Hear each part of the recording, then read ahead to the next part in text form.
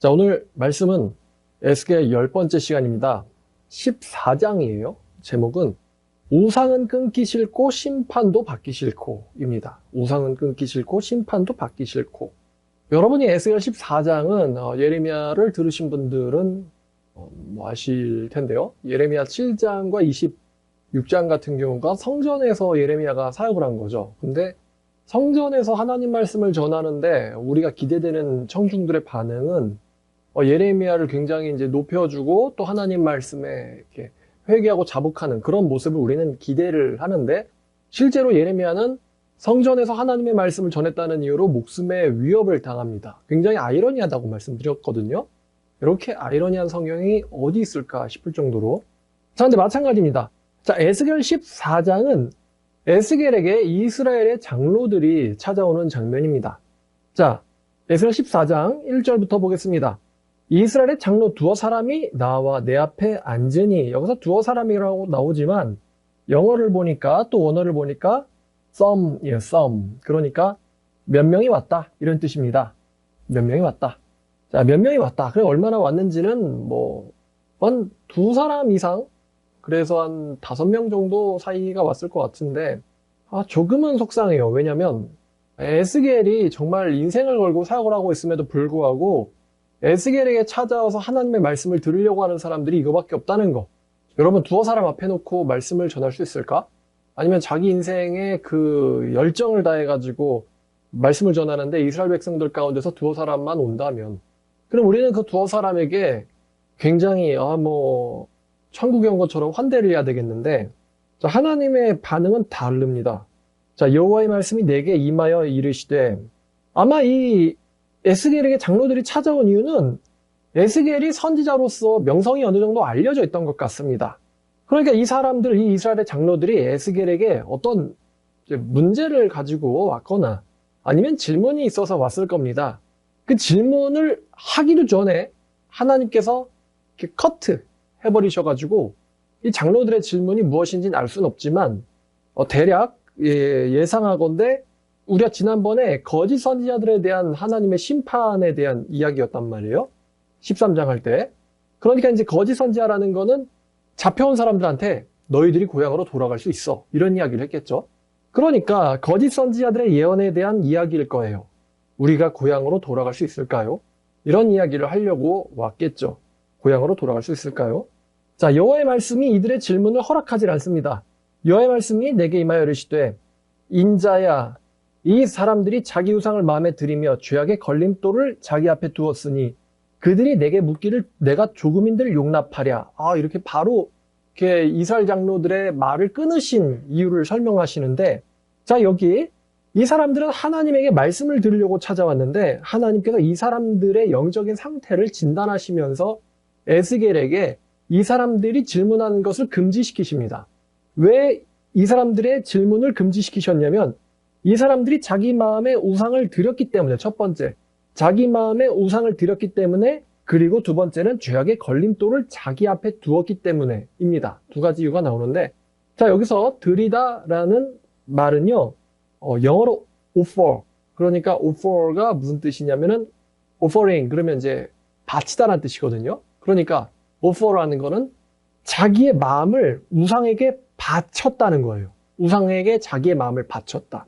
이 사람들이 자기의 마음을 우상에게 바쳤고, 그리고 죄악의 걸림돌을 두었다라고 하는데, 이게 put이라는 단어, 쉬운 단어죠. 이게 모시다라는 뜻이죠. 제단에 어떤 제사 드릴 것들을 모셨다, 신주를 모셨다, 이렇게 어떤 영물 같은 거를 둘 때 이제 모시다라고 하잖아요. 위패를 모시다. 그러니까 죄악의 걸림돌을 자기의 제단에다가 모신 거예요. 우상을 자기 마음에 안에 모셨어요. 자기 마음은 우상에게 바쳐졌고. 그러니까 우상의 마음을 바쳤고 죄악을 자기 안에 모신 이들의 마음이 마치 우상에게 바쳐져 있었고, 우상이 마치 자신들의 마음의 제단에 우상이 모셔져 있는 것과 같았어요. 이들의 심적 상태가. 자, 그런즉 이들이 내게 묻기를 내가 조금인들 내가 용납하랴, 용서해 주랴. 자, 이 사람들이 어떤 우상에게 자기의 마음을 바쳤고 자기의 마음속에 무엇을 모셨는지는 나와 있지 않습니다만 아마도 유다에서, 그러니까 잡혀오기 전에 유다에서 행하고 있었던 우상이든 아니면 새로 섬기기 시작한 바벨론의 우상이든 여호와께서는 이들의 마음속에서 자기에게 묻기를 용납할 수 없는 몇 가지를 발견하셨어요. 자, 그러니까 그럼 우리가 여기서 이제 두 가지 정도 상황이 생각됩니다. 뭐냐면 첫 번째는 이 사람들은 자신들이 우상 숭배를 하고 있음을 알고 있었고 그것을 알고 있으면서도 하나님에게로 찾아오는 것을 대수롭지 않게 여겼다는 거죠. 내가 우상을 섬기는 것을 스스로도 알고 있고 에스겔에게 찾아와서 하나님께 물어보는 것을 대수롭지 않게 여겼다. 이게 첫 번째고요. 자, 두 번째는요. 이 사람들이 우상 숭배하고 있음을 스스로가 의식했으면서도 불구하고 뻔뻔스럽게 에스겔에게 찾아온 거예요. 우리가 에스겔 8장 볼 때 이스라엘의 장로들이 유다에서 이런 말을 하죠. 여호와는 우리를 보지 않으신다. 누가 알리오? 이런 거죠. 이 설마 하시겠어? 하나님의 존재를 굉장히 우습고 가볍게 취급했었을 수 있죠. 여러분이 이런 마음의 상태, 내가 사실 우상 숭배를 하고 있는데 이것을 이제 별로 이제 중요하게 생각하지 않는 거예요. 그러면서 하나님에게로 가든가 아니면 우상을 숭배를 하고 있어요. 그걸 자기도 알고 있습니다. 하지만 뭐 그걸 그렇게 대수롭게 문제 삼으시겠어? 이렇게 생각하고 하나님께로 나오든가 이런 심리 상태인데 아마 여러분들도 좀 이렇게 완전히 모르시지는 않을 거라는 생각이 들어요. 자, 그러니까 이 사람들은 자기의 마음을 우상에게 바쳤고 하나님께 물으러 가는 것이 뻔뻔하다는 것을 과연 모를까? 여러분, 우리로도 생각해보면 우리가 말씀 생활을 하고 또 집에서 교회에서 기도 생활을 하고 또 교회로 예배를 나오고요. 이렇게 기독교 생활을, 기독교 신학을 하면서도 현실적으로 말입니다. 우상에게 마음이 바쳐진 사람, 그리고 자기의 마음에 뭔가를 모신 사람들이 굉장히 많습니다. 그러니까 하나님께서 벌하시지 않으신다고, 아니면 하나님께서 나에게 불호령이라든가 아니면 천벌을 내리시지 않으신다고 자기 마음속에 우상을 모시고 있으면서도 우상에게 마음을 바쳤으면서도 뻔뻔하게 교회에 나오는 사람들이 오늘날 뭐 굉장히 많겠죠? 굉장히 많겠죠? 자, 그러니까 하나님의 응답이 이것입니다. 그들이 마음속에 우상을 두었으면서도 뻔뻔스럽게 내게 물으러 오다니 감히 내가 질문을 허락할 것 같으냐라는 거예요. 내게 묻기를 조금인들 용납하랴. 제가 오늘도 한번 확인차 찾아봤는데 이 바벨론, 그러니까 오늘날로 이라크입니다. 예루살렘에서 이라크까지의 거리가 1000km가 넘어요. 1000km, 뭐 한 900에서 1100 사이 정도 됩니다. 직선 거리죠. 그러니까 실제로는 이제 돌아왔을 것이고 이렇게 따라오는데 한 석 달은 걸렸을 거예요. 여러분, 나라를 뺏기고 나라를 잃고 포로로 잡혀서 석 달 동안 1000km를 끌려간다라고 생각해 보세요. 얼마나 그 포로길이 얼마나 고통스럽겠습니까? 우리가 저번에 한번 포로의 행장이라는 걸 우리가 이야기 나눴잖아요. 그거를 이렇게 짊어지고 울면서 막 절뚝거리고 물집 터지고 막 쇠사슬에 철컹철컹 하면서 이렇게 끌려가는 그 모습이 얼마나 고통스러웠을까. 근데 놀랍게도 이 사람들은 그렇게 포로로서 끌려왔음에도 불구하고 심판을 받았음에도 불구하고 이미 받았음에도 불구하고 이들의 마음속에 있는 우상은 조금도 벗겨지지 않았다는 것입니다. 이들 마음속에 우상은 조금도 줄지 않았다라는 것이죠. 그러니까 에스겔에게 물으러 온 이스라엘의 장로들이라는 것은 어느 정도 연륜이 쌓인 사람들 아닙니까? 어린이들, 젊은이들 아니잖아요. 청년들 아니잖아요. 장로들이면은 연륜이 있는 사람일 텐데 장로들임에도 불구하고 우상이 조금도 벗겨지지 않은 거예요. 나이 많다고 해서 우상이 없는 게 아닙니다. 영적으로 하나님께로부터 떨어진 사람들은요, 나이가 어리든 많든 우상이 전혀 줄어들질 않아요. 성화가 일어나는 것은 성령이 거하는 자뿐입니다. 자, 하나님은 이들에게 두 가지 대답을 하십니다. 4절, 그런즉 너는 그들에게 말하여 이르라. 나 주 여호와가 말하노라. 이스라엘 족속 중에 그 우상을 마음에 들이며 죄악의 걸림돌을 자기 앞에 두고 선지자에게로 물으러 가는 모든 자에게 나 여호와가 그 우상의 수요대로 보응할 것이다. 자, 그 우상이 그들의 마음속에 있는 숫자대로 내가 그 사람에게 대답할 건데 그 목적은, 자, 5절, 이스라엘 족속이 다 그 우상으로 말미암아 나를 배신했기 때문에, 배반했기 때문에 내가 그들이 마음먹은 대로 그들을 잡으려 함이라. 이게 잡다라는 것은 사냥감이 사냥꾼에게 잡히는 거예요. 혹은 도망자들이 적병에게 잡히다, 이런 뜻입니다. 결코 좋은 의미가 아니죠. 잡히다라는 건 죽음이라는 뜻이 내포되어 있습니다. 그러니까 마음에 우상을 두고는 하나님에게로 가는 거, 종교생활을 하러 가는 게 오히려 이 사람들에게 독이 됐다는 거예요. 독이 됐다. 마음속에 우상을 드리고 하나님께로 오는 자에게 내가 그가 갖고 있는 우상의 수요대로 내가 대답할 것이다. 그러니까 하나님께 물어가는 거. 우리가 이거 나눠보니까 갑자기 전도서 5장 1절, 우리 말씀 사람교회 성도들은 다 암송하고 있는 구절이 떠오르네요. 전도서 5장 1절을 보면 솔로몬이 그렇게 말하죠. 너는 하나님의 집에 갈 때 뭐 조심하라 그랬어요? 발 조심해라. 왜? 성전 바깥에서 하나님의 말씀을 들어보는 것이 우매한 자들이 제사를 드리려고 성전으로 들어가는 것보다 뭐가 돼요? 낫다. 여기랑 보면은 이제 왜 나은지가 얘기가 되죠.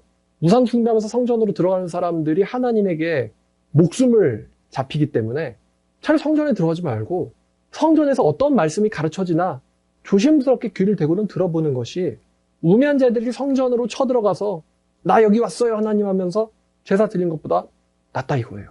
또 예수님의 비유도 그렇죠. 세리는 성전에 올라가지도 못하고 고개를 숙이고는 하나님한테 기도를 하는데 바리새인은 성전으로 들어가서 하늘을 쳐다보면서 하나님 나는 저 세리와도 같지 않음을 감사드립니다. 예수님 뭐라고 하셨어요? 이 세리가 더 의로워졌다고 말씀하시잖아요. 근데 그 얘기는 잘 보면 세리는 구원을 받지만 성전으로 올라간 바리새인은 죽는다. 지옥 간다. 멸망당한다라는 거겠죠. 그러니까 어설픈 종교 생활이 오히려 독이 된 거예요. 사실은 이 사람들은 하나님을 바보 취급한 거죠. 하나님을 바보 취급했다. 자, 첫 번째 하나님의 대답은 내가 그들을 잡으려 한다. 자, 두 번째 하나님의 대답은 6절. 그런즉 너는 이스라엘 족속에게 이르기를, 그러니까 죽기 싫으면 이런 뜻이죠. 주 여호와의 말씀에 너희는 마음을 돌이켜 우상을 떠나고 얼굴을 돌려 모든 가지한 것을 떠나라. 자, 6절이 이제 대안입니다.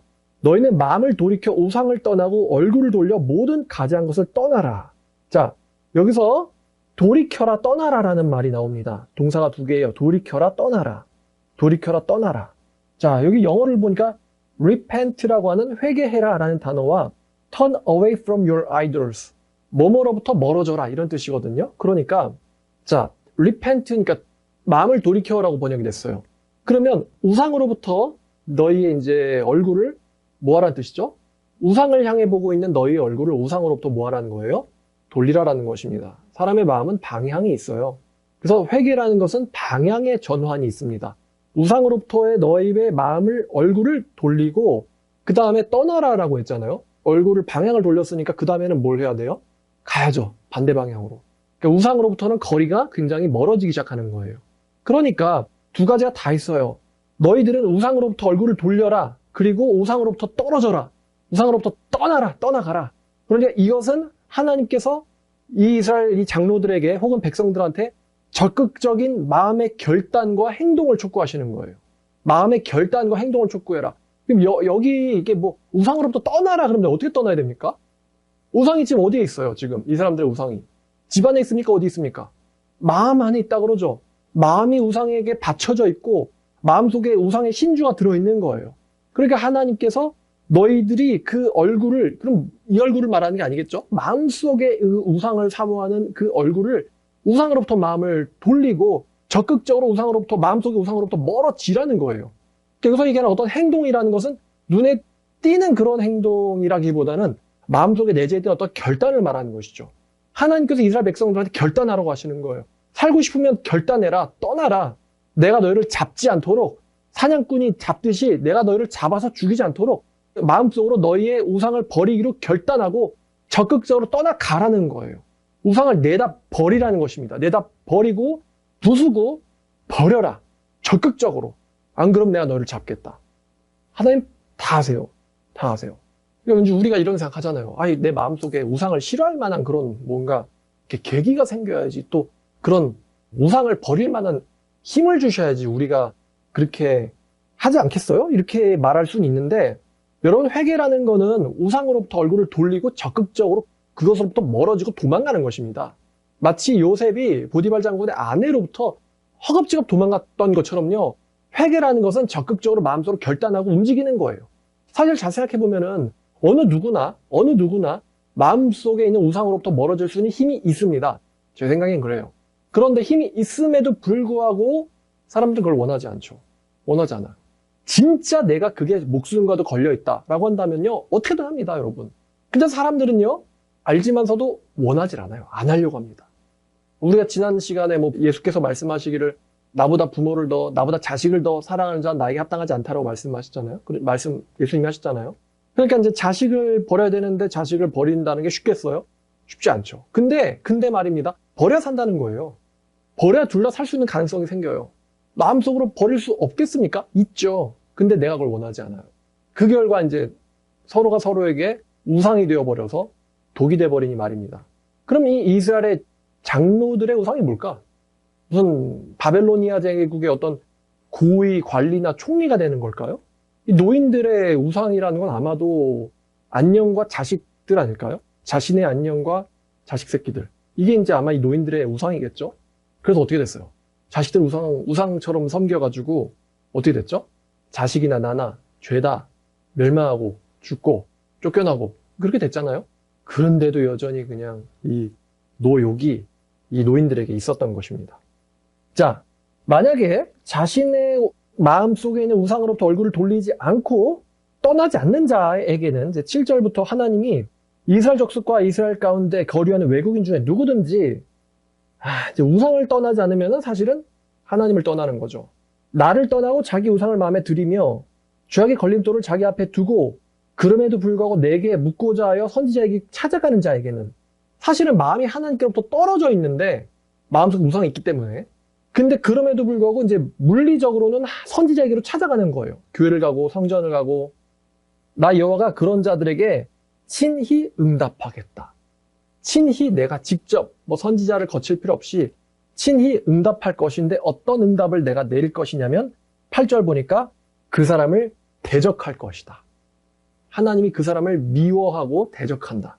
대적하고 그들을 놀라움과 표징과 속담거리가 되게 하여 내 백성 가운데 끊어버릴 것이니 그리하면 내가 여호와인 줄을 너희가 알 것이다. 야, 이게 하나님의 친히 응답하심이 무엇이냐면 그들을 속담거리가 되게 한대요. 절대 좋은 뜻이 아니죠. 이게 이제 시체가 수요된 것처럼 이제 효수된 것처럼 전시된 거예요, 시체가. 쟤 왜 죽었대?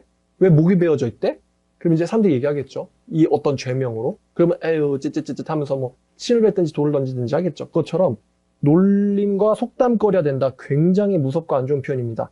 이게 어디서 온 거냐면은 신명기 28장에서 온 건데요. 신명기 28장 37절. 사실 굉장히 많이 나오지만 자, 이 신명기 28장 그러면은 복과 저주의 장이죠. 37절을 보니까 자, 여호와께서 너를 끌어가시는 모든 민족 중에 너는 놀람과 속담과 비방거리가 될 것이다. 이미 예언돼 있어요. 모세에 의해서. 그리고 이 말씀을 예레미야 24장 9절. 자, 예레미야 24장 9절입니다. 세상 모든 나라 가운데 흩어서 그들에게 환난을 당하게 할 것이며 또 그들에게 내가 쫓아보낸 모든 곳에서 부끄러움을 당하게 해서 말거리가 되게 하며 조롱과 저주를 받게 할 것이다. 자, 그러니까 내가 그들을 놀림과 속담거리가 되게 한다. 이것은 사실 하나님께서 이 장로들에게 감정적으로 반응하시는 게 아니고 애당초 그러니까 이 남유다에 대한 심판이 언약에 따른 것이라는 거죠. 하나님이 애당초 언약에 이렇게 써 놓으셨어요. 자, 그다음 또 이제 놀라운 말씀. 자, 9절 말씀입니다. 만일 선지자가 유혹을 받고 말을 하면 나 여호와가 그 선지자를 유혹을 받게 하였음이거니와 내가 손을 펴서 내 백성 이스라엘 가운데에서 그를 멸할 것이라. 이 9절 말씀 다시 한번 볼까요? 만약에 선지자가 유혹을 받고 말씀을 전하면 나 여호와가 그 선지자를 유혹을 받게 하였음이거니와 내가 손을 펴서 내 백성 이스라엘 가운데서 그 선지자를 멸할 것이다. 여러분 잘못 이해하신 거 아닙니다. 그 의미 맞아요. 하나님이 사람을 선지자를 유혹한다. 그러면 지금 멸망당하는 선지자라고 하면 이게 참 선지자예요? 거짓 선지자예요? 거짓 선지자죠? 근데 이 사람이 왜 거짓 선지자가 됐어요? 누가 유혹했어요? 이 선지자를? 하나님이 유혹했다. 하나님이 유혹해가지고 이 사람이 거짓 예언을 하게 만드셨다는 거예요. 어떻게 이럴 수가 있지? 여러분 신명기 13장을 볼게요. 신명기 13장. 자, 2절, 3절, 뭐 1, 2, 3, 5절 이렇게 볼게요. 자, 너희 중에 선지자나 꿈꾸는 자가 일어나 이적과 기사를 네게 보이고 그가 네게 말한 그 이적과 기사가 이루어지고 너희가 알지 못하던 다른 신들을 우리가 따라 섬기자고 말할지라도 너는 그 선지자나 꿈꾸는 자의 말을 청종하지 마라. 이는 너희 하나님 여호와께서 너희가 마음을 다하고 뜻을 다하여 너희 하나님 여호와를 사랑하는 여부를 알려하사 너희를 시험하심이니라. 그러니까 거짓 선지자의 활동조차도 누구의 허락이 없으면 안 됩니까? 하나님의 허락이 없으면 안 된다. 어쩌면 하나님의 적극적인 필요에 의해서. 여러분, 이런 일들이 적나라하게 드러나는 데가 왕상, 열왕기상 22장을 보면, 열왕기상 22장을 보면 좀 하나님께서 약간 이제 유머 코드인데요. 열왕기상 22장에 아합이라고 하는 사람이 길앗 라못으로 전쟁하러 갈 때 사실은 선지자를 안 부르려고 그랬는데 여호사밧이라는 사람이 선지자 좀 불러서 말씀을 들어보고 전쟁합시다. 이렇게 이야기를 합니다. 여호와께 물어본 다음에 전쟁을 합시다. 근데 이 아합이라는 사람은 별로 여호와랑 친한 사람이 아니죠. 그래서 다른 선지자들이 아합한테 뭔가 이제 어떤 이득을 위해서 거짓말한단 말이에요. 당신은 올라가면 이길 겁니다. 근데 모두 다 한결같이 좋은 말만 하니까 여호사밧이 뭔가 좀 쎄한 걸 느꼈어요. 왜냐하면 자기 알기로 아합 왕은 그렇게 의로운 자가 아닌데 하나님의 선지자들이 이렇게 좋은 말만 해준다고? 뭔가 이상해. 그래서 여호사밧이 아합에게 다른 선지자는 없습니까? 그랬더니 있긴 한데 별로 걔는 부르기 싫단 말이죠. 근데 여호사밧이 그 사람 불러보세요. 뭐라고 하는지. 그래서 부르는데 그래서 온 사람이 미가야입니다. 자, 그래서 13절을 보니까 22장 13절 미가야를 부르러 간 사신이 일러 이르되 선지자들이 말에 하나같이 왕에게 좋게 말해주니 청컨대 당신도 그들 중 한 사람처럼 좋게 좀 말해주세요. 그래서 미가야가 이르되 여호와가 사심을 두고 내가 맹세하는데 여호와께서 내게 말씀하시는 것 그것을 내가 말하겠습니다. 하나님의 말씀만 그대로 전하겠습니다. 라고는 왕에게 갔는데 왕이 그에게 이르되 미가야야 우리가 길앗 라못으로 싸우러 가랴 말랴. 그가 왕께 이르되 올라가서 승리를 얻으소서 여호와께서 그 성읍을 왕의 손에 넘기시리다. 웃기죠 이게? 그래서 아합이 이렇게 예언하실 리가 없는데 하나님이 그래서 야 내가 몇 번 너에게 맹세하게 해야지 네가 여호와 이름으로 나에게 진실한 것으로 말해주겠느냐. 그러자 이제 미가야가 하나님의 속내를 그대로 말을 합니다. 근데 이게 얼마나 코미디냐면은 사실 눈앞에서 대놓고 거짓말을 하고 있는 거거든요. 미가야가 대놓고 지금 아합이 어리석은 멍청한 악인이라고 대놓고 그냥 엿을 먹이고 있는데 아합이 대놓고 자기에게 엿먹이고 있는 선지자를 보면서도 거짓 선지자들의 말대로 간다는 거예요. 그러니까 지금 이게 뭐냐면 하나님이 이렇게 생각하신 거예요. 얘는 너무 악하고 너무 어리석어가지고 나 여호와가 굳이 얘를 멸망시키려고 속일 필요 없이 그냥 솔직하게 말해도 얘는 멸망할 거다. 얘는 솔직하게 내가 너를 멸망시킬 거라고 얘기를 해줘도 돌이킬 애가 아니야. 이해할 애도 아니야. 하나님 그렇게 생각하신 거예요. 그래서 자신의 전략을 그냥 미가야를 통해서 적나라하게 주시는데도 불구하고 아합 왕은 깨닫지를 못합니다. 자, 그 이야기입니다. 그가 이르되 내가 보니 온 이스라엘이 목자 없는 양처럼 산에 흩어졌는데 왜? 너 때문에. 여호와의 말씀이 이 무리에게 주인이 없으니 각각 평안히 자기 집으로 돌아갈 것이니라 하셨나이다. 이스라엘 왕이 여호사밧 왕에게 이르되 이보세요. 이 사람이 내게 대하여 길한 것을 예언하지 않는다고 휴한 것을 예언한다고 당신에게 내가 벌써 말하지 않았습니까? 미가야가 이제 말을 딱 끊고 얘기해요. 미가야 이르되 그런즉 왕은 여호와의 말씀을 들으소서. 내가 보니 여호와께서 그의 보좌에 앉으셨고 하늘의 만군이 그의 좌우편을 모시고 서 있는데 여호와께서 말씀하시길 누가 아합을 꾀어 그를 길앗 라못에 올라가서 죽게 할까 하시니 하나는 이렇게 하겠다 또 하나는 저렇게 하겠다 하는데 한 영이 나와 옆에 서서 말하되 내가 그를 꾀겠나이다. 여호와께서 그에게 이르시되 어떻게 꾀겠느냐. 이르되 내가 나가서 거짓말의 영이 되어 그의 모든 선지자들의 입에 있겠나이다. 여호와께서 이르시되 너는 꾀 것이며 이룰 것이다. 나가서 그리하라 하셨은즉 이제 여호와께서 거짓말하는 영을 왕의 모든 선지자들의 입에 넣으셨고 또 여호와께서 왕에 대하여 화를 말씀하셨나이다. 그나아나의 아들 시드기야가 가까이 와서 미가야의 뺨을 치며 이르되 여호와 영이 나를 떠나 어디로 가서 네게 말씀하시더냐. 미가야가 이르되 네가 골방에 들어가 숨는 그날에 보리라. 자, 지금 이렇게요. 여기 이제 재밌는 내용이 나왔죠. 그래서 참 선지자 미가야가 아합에게 처음에는 거짓말을 합니다. 당신은 잘 될 겁니다. 그래서 아합이 믿지 않고는 솔직히 얘기해봐. 그랬더니 이제 사실은 넌 오늘 죽는 날이야. 이렇게 얘기를 하죠. 네 군사들은 다 집에 가고 넌 오늘 죽는 날이야. 그랬더니 이제 아합이 그 말을 듣고서도 전쟁하러 가버립니다. 이쯤 되면은 얘한테는 아무리 솔직하게 얘기해줘도 그저 앞에 덫이 있어. 죽음의 덫이 있어. 라고 보여줘도요. 가서 그냥 여호와의 목적은 아합의 죽음이었거든요. 아합의 죽음. 아합을 잡기 위해서. 이렇게 거짓 선지자들을 허락하셨는데 자, 그러면 다시 에스겔로 돌아가서요. 에스겔. 자, 9절. 만일 선지자가 유혹을 받고 말을 하면 나 여호와 그 선지자를 유혹받게 하였음이거니와 내가 내 손을 펴서 내 백성 이스라엘 가운데서 그를 멸할 것이다. 그러니까 선지자조차도 하나님의 말씀을 전할 때 사실 이 거짓 선지자는 하나님의 말씀을 제대로 전하지 못하겠죠. 선지자랍시고 활동을 하는데 사실은 거짓 선지자이기에 하나님께로부터 받을 말은 없단 말이에요. 그러니까 하나님께서 그 사람에게 거짓말을 주시는 거예요. 그래서 그 사람이 거짓 예언을 합니다. 왜? 하나님께서 이렇게 말씀하시는 거예요. 14장 3절을 보니까 자기 마음에 우상을 드리고 죄악의 걸림돌을 자기 앞에 둔 이 사람들이 내게 묻기를 내가 조금들 용납하랴. 그러니까 이 말은 무슨 뜻이냐면요. 거짓된 마음을 가지고 나에게 물으러 오는 자들에게 내놓을 진리는 없다는 뜻이에요.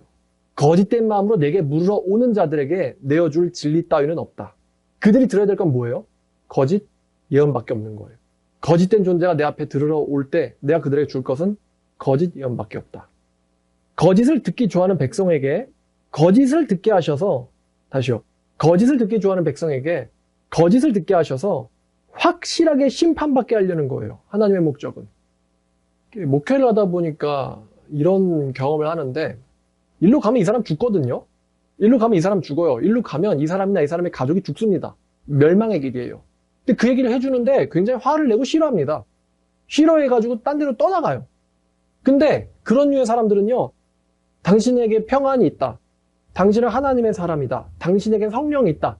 이런 식으로 거짓말을 해주면 거짓말과는 아주 착 붙어요. 착.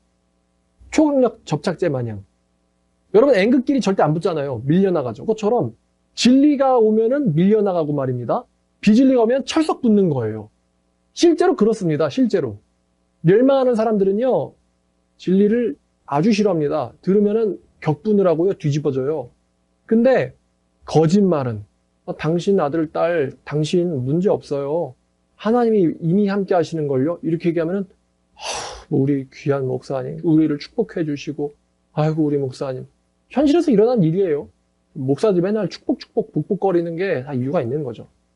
근데 마태복음 13장을 가면은 우리가 이걸 또 배운 적이 있거든요. 마태복음 13장 가면은 이거 이사야의 말씀을 인용한 건데 예수께서 뭐라고 말씀하시냐면 자 13장 13절 보면 하나님이 비유로 말씀하시는 것은 그들을 보아도 보지 못하게 하고 들어도 듣지 못하게 하시고 깨닫지 못하게 하시려고 하시는데 자 15절을 보니까 이 백성들의 마음이 완악해져서 그 귀는 듣기에 둔하고 눈은 감겼으니 이는 눈으로 보고 귀로 듣고 마음으로 깨달아 돌이켜 내게 고침을 받을까 두려움이라. 거짓된 존재가 내 말씀을 듣고 깨달을까 봐 두렵다 라고 하나님께서 말씀하시는 거예요. 나쁜 사람들이 내 진리를 듣고 깨달아 내게 고침을 받을까 나 두렵다. 하나님께서는 내게로 오는 자들을 고쳐주셔야 되거든요. 근데 그 멸망을 당해야 될 자들이 내게로 올까봐 두렵다라고 말씀하시는 거예요. 하나님께서. 하나님이 두려워하신다고 거짓된 존재를 살려주시는 것을 두려워하세요. 하나님께서. 그래서 그 사람들은 절대로 진리를 듣지 못하는 귀를 갖고 있어요. 진리를 듣지 못하는 귀를 갖고 있습니다. 아이러니하게도 말입니다. 이게 실제 목회 현장에서도 그렇습니다. 왜 그러느냐?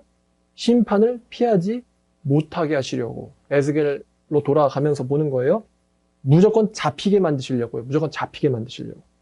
자, 따라서 우리는 말입니다. 거짓 선지자나 거짓 목사나 그들을 따르는 무리들이 거짓 부흥을 할 때, 거짓으로 부흥할 때 우리는 부러워할 필요가 전혀 없습니다. 하나님께서는 진리를 아주 귀한 다이아몬드보다도 훨씬 더 귀하게 여기시기 때문에 거짓말을 좋아하는 백성들에게 진리를 주시기 싫어하십니다. 하나님은요, 영생을 가치 없는 자들에게 절대로 주지 않으시려고 하세요. 하나님께서는 어리석은 자들에게 절대 진리를 나눠주시지 않습니다. 절대로 진리를 나눠주시지 않아요. 다시 말하면 들을 귀를 가진 자는 정해져 있다는 것이죠. 들을 귀를 가진 자는 정해져 있다. 들을 귀는 자만 들을지어다. 유튜브도 그렇지 않습니까? 자기들이 좋아하는 것만 듣게 돼 있거든요. 저도 제가 올리긴 하지만 좀 자극적인 제목을 가지고 올리면요. 열심히들 눌러요. 물론 제가 거기다 거짓말하진 않아요. 근데 훨씬 더 순수한 하나님의 말씀, 그러니까 이제 강해 설교 같은 거 말이죠. 하면은요, 안 누릅니다. 걔네들한테는 자극적인 게 더 좋지, 여호와의 순수한 말씀은 별로인 거예요, 별로. 하나님 말씀 듣기 싫은 거지. 제가 그러면 어떻게 해야지 조회수를 올릴까요? 어떻게 해야지 조회수를 올리고 구독자를 많이 뽑을까? 방법은 거짓말하는 거예요. 방법은 거짓말을 들려줘가지고 그 사람들을 기분 좋게 만들어주면. 그러면 이제 조회수 올라가고 구독자가 올라가겠죠? 제 강해 설교 보시면 뭐 이것도 그렇지만 제가 성경 강의할 때 성경과 관련 없는 이야기는 절대 하지 않습니다. 또 여러분들 보세요. 젊은 목사가 강해 설교 얼마나 하나? 거의 안 합니다. 제가 오죽하면은 저번에 예레미야 23장 설교하면서 몇 명이나 이걸 설교하냐? 한국교회 목사가 예레미야 23장을 설교 못하는 이유 이렇게 대놓고 그냥 설교를 해도요. 별로들 안 들어요. 그러니까 이제 이유는 뭐냐? 말씀은 재미없다 이거예요. 진리는 별로 듣고 싶지 않고 자극적인 거. 그리고 거짓말이 있는 거. 이런 걸 좋아한다는 거예요. 거짓말이 있는 거. 뭐 그럼 클릭만 하면 구원받는 거냐? 아니에요. 우상으로부터 얼굴을 돌리고 떠나라고 하시잖아요. 듣고 있다고 나는 구원받은 사람이야 라고 생각하시면 큰 착각입니다. 자, 10절. 선지자의 죄악과 그에게 묻는 자의 죄악은 같다. 각각 자기의 죄악을 담당할 것이니. 자, 선지자의 죄악이 뭐냐? 이 사람들의 죄악은 아까 신명기를 보면요. 이 거짓 선지자들의 말로는 죽음입니다. 죽음. 사형이 선고돼 있어요. 그러면 유혹을 받고 거짓말을 하는 거짓 선지자. 이 사람은 거짓말을 좋아하니까 거짓말을 받는 거예요. 이 거짓 선지자와 또 이 거짓 선지자에게로 들어가는 백성들의 말로가 뭐겠어요? 둘 다 같대잖아요. 죽음. 다른 말로 하면은 사형. 둘 다 사형. 둘 다. 선지자나 백성들이나 거짓을 좋아하는 자들은 둘 다 사형이다. 라는 거예요. 둘 다 같으니 그 목적, 그렇게 다 처리하시는 목적은 이스라엘 족속이 다시는 미혹되어 나를 떠나지 않게 하며 다시는 모든 죄로 스스로를 더럽히지 않게 하며 그들을 내 백성으로 삼고 나는 그들의 하나님이 되려 함이다. 주 여호와의 말씀이니라. 그러니까 하나님께서 거짓 선지자나 그의 거짓말에 미혹되는 자들을 처리하시는, 죽이시는 이유는 궁극적으로는 이스라엘의 구원을 위해서입니다. 이스라엘의 구원을 위해서. 그런 존재는, 그런 사람들은 내 백성의 무리 가운데서 끊어져야 돼요. 그런 사람들은 내 백성 무리 가운데서 끊어져야 돼요. 그래야지 백성들이 구원을 받습니다. 그래야 백성들이. 그러니까 말세가 돼갈수록 미혹과 거짓이 난무하는 거예요. 미혹과 거짓이. 자, 12절부터 여호와의 말씀이 또 내게 임하여 이르시되 인자야 가령 어떤 나라가 불법을 행하여 내게 범죄함으로 내가 손을 그 위에 펴서 의지하는 양식을 끊어 기근을 내려 사람과 짐승을 그 나라에서 끊는다 하자. 어떤 나라 그러는데 뭐 이 유다겠죠? 하나님의 나라 유다를 말하는 걸 텐데 비록 노아, 다니엘, 욥 이 세 사람이 그 나라에 있을지라도 그들은 자기의 공의로 자기의 생명만 건질 것이다. 나 주 여호와의 말이니라. 똑같은 말씀이 4번 반복됩니다. 4번. 비록 15절 가령 내가 사나운 짐승을 그 땅에 다니게 해서 그 땅을 황폐케 하여 사람이 그 짐승 때문에 능히 다니지 못하게 한다고 하자. 비록 이 세 사람이 거기에 있을지라도 나의 삶을 두고 내가 맹세하는데 그들도 자녀는 건지지 못하고 자기만 건지겠고 그 땅은 황폐하게 되리라. 주 여호와의 말씀이니라. 자, 첫 번째 13절에서는 기근이죠. 15절에서는 사나운 짐승이 등장했죠. 그 다음에 17절에서는 뭐가 나왔어요? 칼이 나왔습니다. 칼이 나왔고요. 19절에는 뭐가 나왔죠? 전염병. 그러니까 기근, 그 다음에 사나운 짐승, 그 다음에 칼, 전염병. 요 4가지.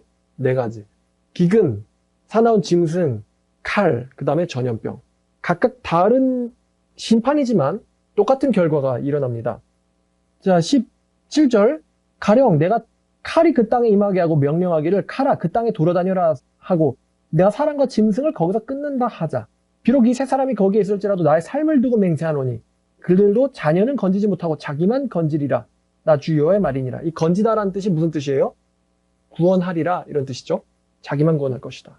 가령 내가 그 땅에 전염병을 내려 죽임으로 내 분노를 그 위에 쏟아 사람과 짐승을 거기서 끊는다 하자. 비록 노아, 다니엘, 욥 이 거기에 있을지라도 나의 삶을 두고 맹세하는데 그들도 자녀는 건지지 못하고 자기의 공의로 자기의 생명만 건지리라. 주 여호와의 말씀이니라. 자, 이 어떤 날에 하나님께서 4가지를 보내신다라고 했는데 자, 기근, 첫 번째 기근이었어요. 그럼 기근을 오늘날로 바꾸면 기근, 먹고 사는 문제죠. 쉽게 말하면 경제가 될 수 있겠죠. 경제적 문제.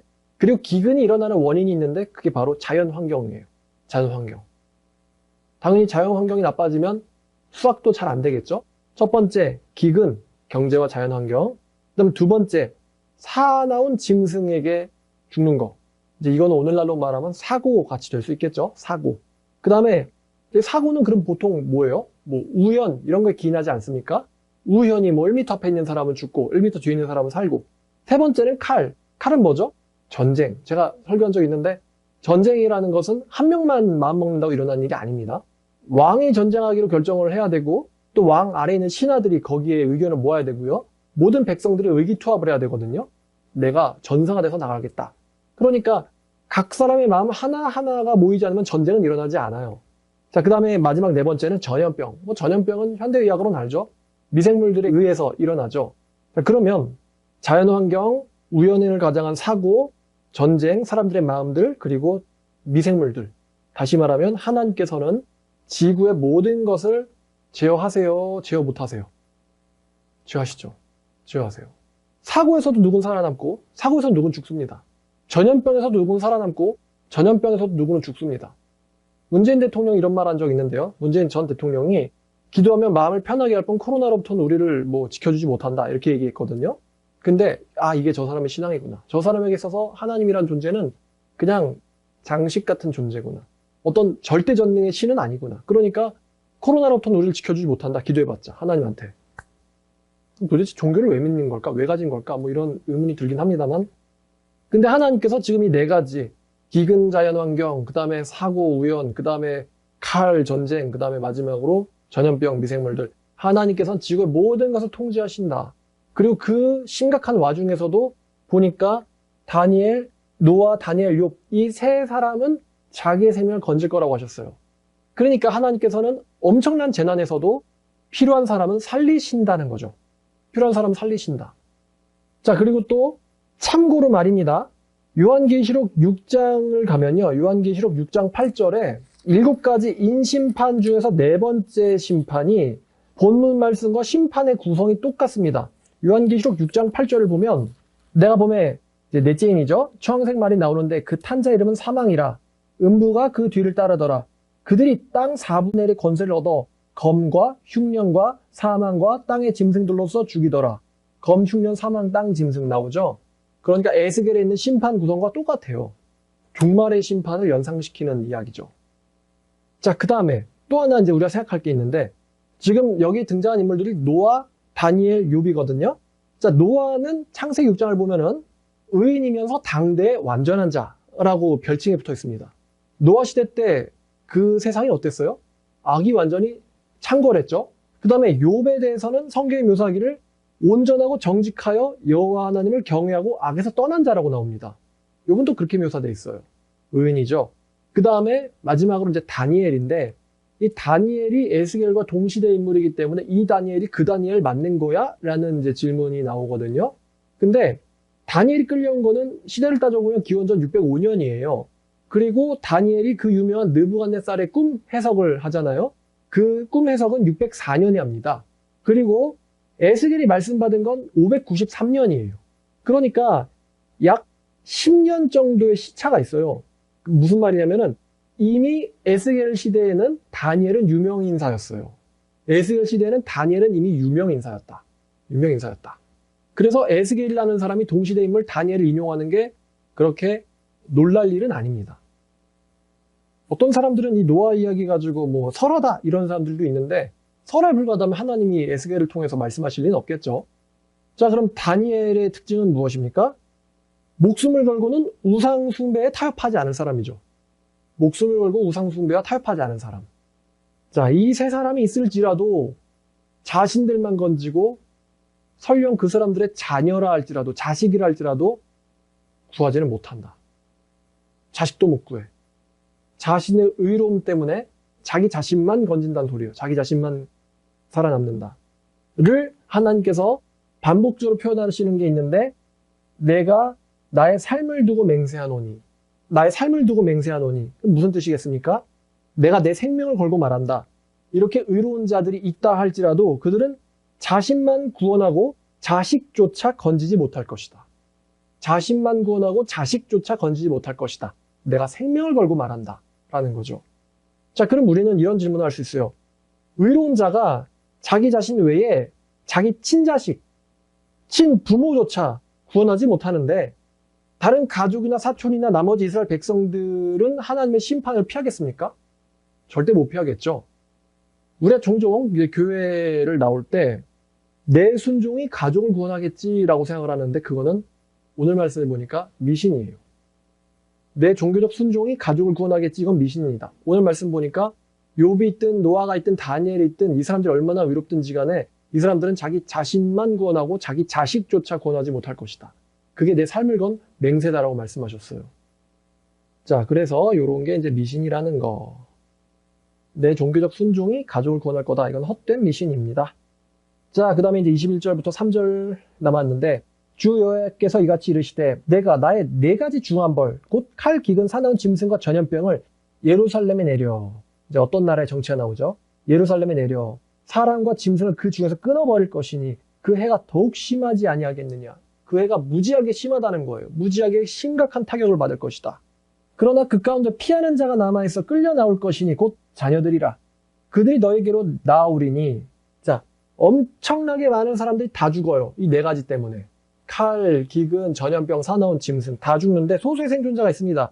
이 소수의 생존자가 있다는 것은 뭐 몇 번 이야기한 것 같은데, 자, 추억 속으로 이사야 17장 6절, 이사야 17장 6절을 보니까 이런 말씀을 주신 적이 있었어요. 그러나 그 안에 죽을 것이 남으리니 감람나무를 흔들 때에 가장 높은 가지 꼭대기 과일 2개가 나무 같겠고 무화나무의 먼 가지에 4-5개가 나무 같으리라. 이스라엘 하나님 여호와의 말씀이니라. 그러니까 마치 이스라엘 백성들의 죽음이 그 나무 흔들면은 1-2개가 이제 안 떨어지고 붙어 있단 말이에요. 그것처럼 다 떨어지는데 1-2개만 겨우 남는다. 내가 아주 소수의 생존자를 남길 거라고 이사야에도 말씀하셨고, 아모스에서는 또 사자한테 양이 뜯길 때 목자가 가서 양의 뼈다귀 몇 개 건질 거라 그랬거든요. 그 정도가 남을 것이고, 또 예레미야 44장 26부터 28절까지 이거는 여기가 그 포로가 돼서 잡혔는데 이제 예루살렘이 멸망하고 나서 어떤 사람들이 이집트로 여호와의 말씀을 거역하고 도망가거든요. 도망가서 여호와께서 이집트로 도망가지 말라고 명령하셨는데 이집트로 도망갑니다. 그래서 도망가서 우상 숭배하지 말랐는데 우상 숭배합니다.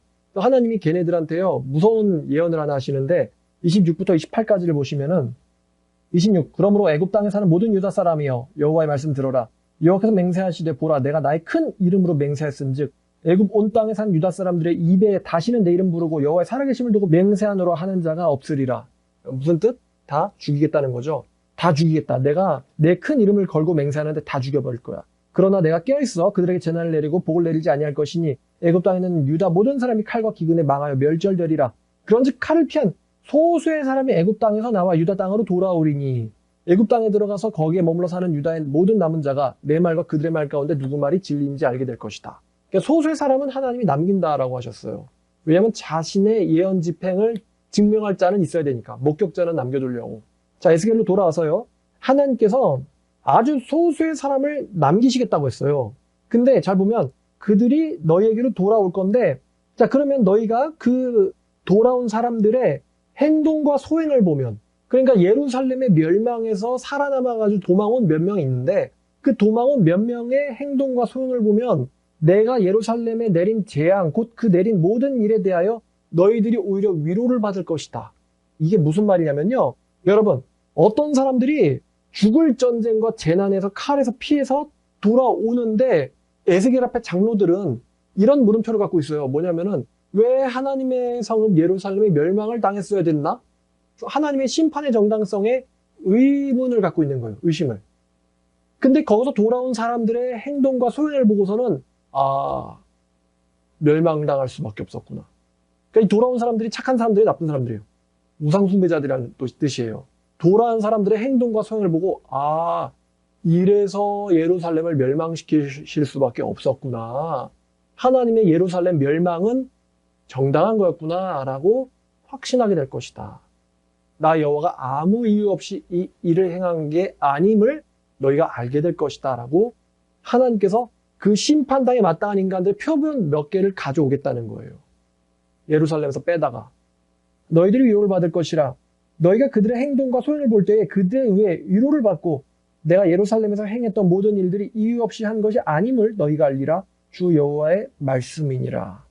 저 이걸 보면서 또 충격적인 걸 하나 알았는데 소수의 생존자가 예루살렘 멸망으로부터 돌아온다 그랬단 말이에요. 근데 이게 무서운 이야기예요. 뭐냐면은 죽을 고비를, 문자 그대로 죽을 고비를 넘기고 죽음 속에서 살아나온 자예요. 그럼에도 불구하고 변화가 됐어요, 안 됐어요? 안 됐다는 거예요. 우상숭배자가 죽을 고비에서 살아나와도 회개한다, 돌아온다, 뭐 없어요. 변화되지 못해요. 전 이게 진짜 무섭더라고요. 아, 진짜 이거 마치 자기 가족이, 자식이, 부모가, 아내나 남편이 여호와의 심판으로 죽어도 내가 뭘 잘못했는지를 깨닫지 못하고 돌이키지 못한다는 것입니다. 네 글자로 뭐라고 하죠? 구제, 불능이라는 것이죠. 이게 들을 게 없는 자의 모습이에요. 자기 가족이 죽어도 돌이키지 못한다. 사실 아까 예레미야 44장 읽었지만 얘네가 예루살렘 멸망전에서 피한 사람들이잖아요. 근데 애굽으로 가지 말라는데 우상 숭배한다고 가요. 애굽으로 가서 우상 숭배 하지 말라는데 해요. 얘네들이 예루살렘에서 도망칠 때 노래 부르면서 도망쳤겠습니까? 불타는 자기 집과 고향을 뒤로 하고 죽임당하는 자기 가족들을 뒤로 하고 간신히 도망 나온 사람들이잖아요. 근데도 불구하고 애굽 가서 우상 숭배합니다. 하면 죽이겠다고 명령하시는데도 우상 숭배합니다. 그래서 실제로 멸망을 당해요. 실제로. 애굽에 유대인 난민촌이 있었는데 여기가 전쟁으로 불타버린 고고학적 증거가 발견됐죠. 사람은 죽을 매를 맞아도요, 안 변해요. 진짜 무섭단 말이죠. 이게 무서운 거예요. 사실 여호와의 진노가 무섭다기보다는 이렇게까지 혼나도 변하지 않는 이 인간의 완악함이 정말 무서운 것 같아요. 완악해 무서워. 예수님이 돌아가실 때도 그랬잖아요. 이스라엘 백성들이 예수님 무지하게 죽는 걸 알고 있었음에도 불구하고 뭐래요? 이 피를 지들한테 돌리래죠. 이 피를 지들에게 돌리래요. 그래서 예수님의 예언대로 돌 하나 돌 남지 않고 포위됐을 때 이 사람들이 회개합니까? 못합니다. 회개 못해요. 2000년 동안 완전 나라가 멸망되어 있을 정도로 심각한 전쟁을 겪어도 회개 안 합니다. 이 사람들이. 이 사람들이 돌아와가지고 지금 예수님 믿는데요? 아니지. 그만큼 사람들은 완악하다. 어떠한 재앙이나 고난을 겪더라도 개선되거나 변화되지 못하는, 어떻게 보면 정말 무섭게 완악한 악인이 바로 인간입니다. 그래서 이제 14장 다 했어요. 우상을 마음속에 모시고 자기 마음 우상에 바친 주제에 여호와께 물으러 오는 장로들, 연륜 있다는 장로들, 그러니까 장로가 틀린다는 게 참 아이러니해요. 장로가 틀리면 어떻게 젊은 사람들이 장로에게 지혜를 구해야 됩니까? 그리고 포로가 되면서 돌아오는데도 불구하고 변화되지 못하는 악인들. 오죽하면 하나님께서 다니엘, 욥, 노아가 있더라도 그 세 사람은 자기 목숨만 구하고 자기 가족조차 구원하지 못한다. 내 삶을 두고 맹세한다. 그렇게 말씀하셨을까요? 자, 적용입니다. 에스겔 14장은 우리의 모습을, 우리의 마음을 암시하는 것 같아요. 복을 바라면서도 우상을 버리지는 못하고, 우상을 버리지 못하기에 멸망당할 것을 느끼면서도 하나님께로 물으러 오는 이 종교적 모순에 대하여, 내 인생이 멸망해 가는 것 같아 라는 것을 느끼면서도 하나님께로 물으러 오는 이 모순에 대해서 예수님께서는 신명기에 반복돼서 나와 있는 가르침을 우리에게 주셨죠. 뭐냐면 마태복음 22장 37절 말씀인데, 너희는 마음과 목숨과 뜻을 다하여, 마음과 목숨과 뜻을 다하여 하나님을 사랑하라고 하셨어요. 그냥 사랑하면 되지. 근데 왜 마음과 목숨과 뜻, 우상에게 바쳐진 내 마음, 우상을 나에게 모으신 내 마음, 이걸 완전히 버리려면 마음과 목숨을 다해서 하나님을 사랑하는데, 대충 사랑하는 게 아니라 목숨을 다해 주 너의 하나님을 사랑해라. 그래야지 우상을 두지 않겠죠.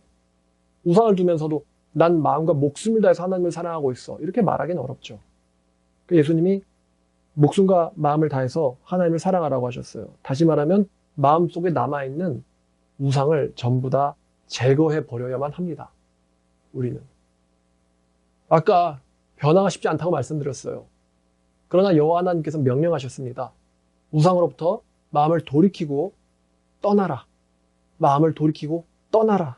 지금 우리는 구제불능의 인간들의 모습과 떠나라고 명하시는 하나님의 간절한 메시지를 둘 다 지금 봤어요. 변화되지 못하는 완악한 인간과 떠나라고 명령하시는 하나님의 간절한 마음. 어쩌면 나 자신이 변화되지 못하는 자라는 것을 깨닫고 하나님 앞에 제발 변화시켜 달라고 무릎 꿇을 때 변화의 가능성이 있지 않을까라는 생각을 합니다. 이렇게까지 완악한 나 자신을 제발 좀 변화시켜 주세요라고 하나님께 무릎 꿇고 매달리는 그런 마음이 우리를 우상으로부터 돌이키게 하고 떠나게 할 수 있지 않을까라는 생각이 들어요. 자, 오늘 말씀. 이스라엘 장로들한테 대놓고 너희들은 변하지 않을 거야. 그리고 나는 너희들을 끊어낼 거야. 라고 말씀하시는 하나님의 안타까운 마음을 오늘 여러분들과 같이 나눴습니다. 우리들은 이 말씀을 알고 있으면서도 멸망당하는 사람 되지 않기를 주님의 이름으로 축원합니다. 기도하겠습니다. 하나님 아버지, 오늘 말씀을 통해서 우상은 버리기 싫고 또 심판도 받기 싫고 라는 제목으로 말씀을 나눴습니다. 이렇게 끌려왔는데도 불구하고 참으로 어처구니 없게도 마음속에 우상을 갖고 하나님께 나타나는 뻔뻔한 모습을 보시면서 다시 한번 에스겔을 통하여 기회를 주시려는 하나님을 우리가 봅니다. 시간이 지나지만 여전히 인간은 변함이 없고 여전히 우리 한국 기독교는 우상에게 마음을 바치고 또 자기 마음속에 신주단지처럼 우상을 모신 그 상태로 매주 교회 나오고 하나님 앞에 앉아있는 어처구니 없음을 우리가 매번 봅니다. 아버지, 주님께서 명령하시기를 너희들은 마음을 돌이키고 우상으로부터 떠나라 라고 명하셨습니다. 그 명령에 우리의 마음이 동하도록 하여 주시옵소서. 하나님의 음성에 마음이 움직이는 참 백성이 되기를 원합니다. 주님, 우리를 부디 도와주시옵소서. 예수님의 이름으로 기도드렸습니다.